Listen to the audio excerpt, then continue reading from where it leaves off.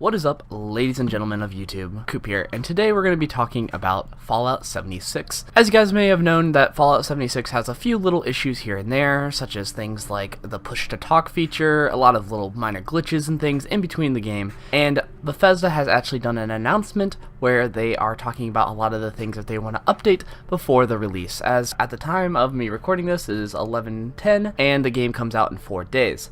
So obviously they have a lot of things that they have to do in order for this game to be at its very best. So we're going to look at some of the Reddit things and some of the things that they are planning on adding to really help out and make the game a little bit better as a whole. I hope you guys enjoy.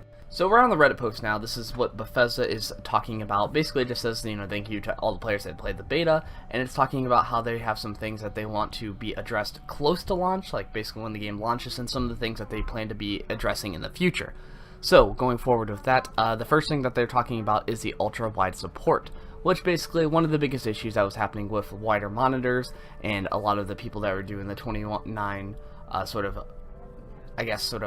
ratio, it was kind of messing up. It was getting to the point where some of the images were stretched, some of the things were not looking quite appropriate, so they're just saying, hey, we are going to be able to support that, especially for you people with, better monitors.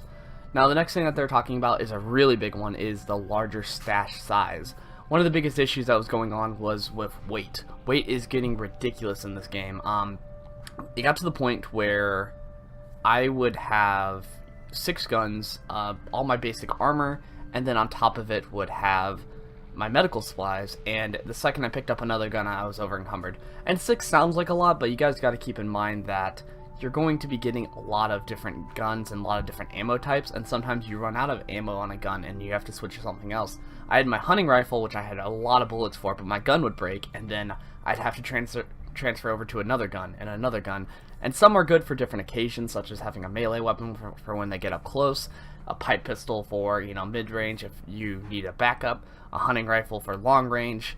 It's nice to have a different variety of different guns, and especially if one breaks while you're doing a dungeon crawl, it gets really annoying to have to, you're switching out your different guns, and then it gets really annoying to where it's like, oh, I have a rocket launcher, I could use this on a different occasion, but the second you pick it up, you're over encumbered. To the point where everybody was having to get strength, and even picking up things like medical supplies and food, which you are needed for this game, it got to the point where it was really annoying. The biggest thing with this game is that food and water are a requirement now, so that compared to what the base game was, like in Fallout 4, food and water wasn't that important, but now it's really important to where you really want to carry a lot of that different stuff. So going forward, they have to kind of up the weight a little bit to make up for that. Because this game actually requires a little bit more survival wise, it gets to the point where they have to do that. Next, they have push to talk. Push to talk is going to be updated to where basically people will have the option to do that. It gets really annoying to have open comms all the time. I know that some of my friends they'd be on Discord, and then they'd have their talk feature already on, so you'd hear a reverb of 2 different things, and then push to talk wasn't really working out. I know that towards the beginning it didn't have it, so maybe they are just adding it and updating it a little bit more, so that makes it a little bit easier. So thank God for that. Next is addressing the Fov slider. A lot of people have been wanting Fov sliders, and they actually give a really legitimate reason to why Fov sliders aren't in the game.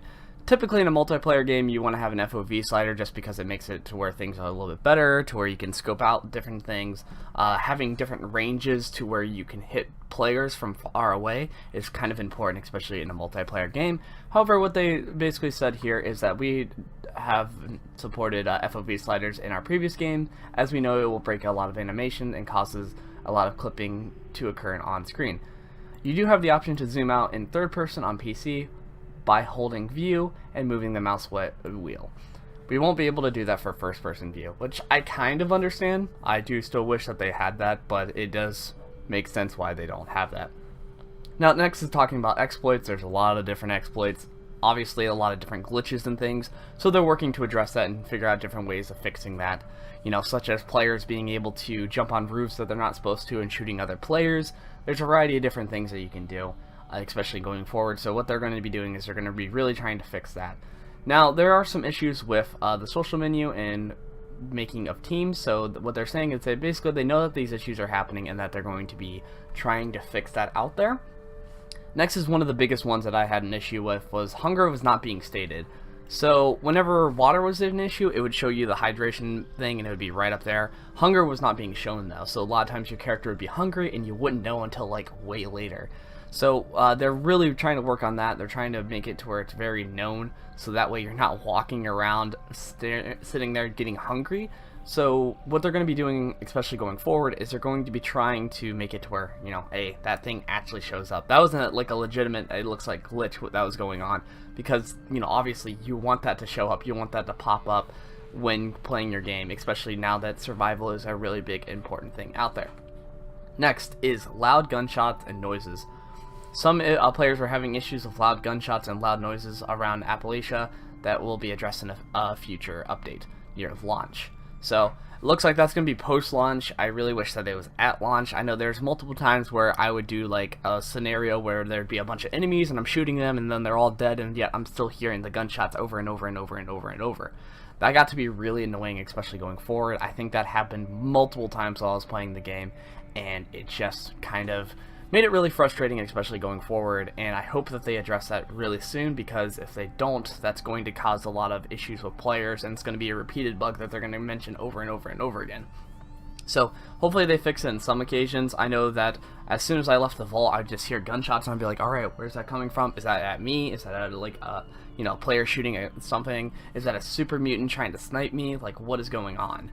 Especially in a game like this, you really need to have a way for us to detect where gunshots are. So hopefully they fix that pretty soon, because that can be really annoying going forward.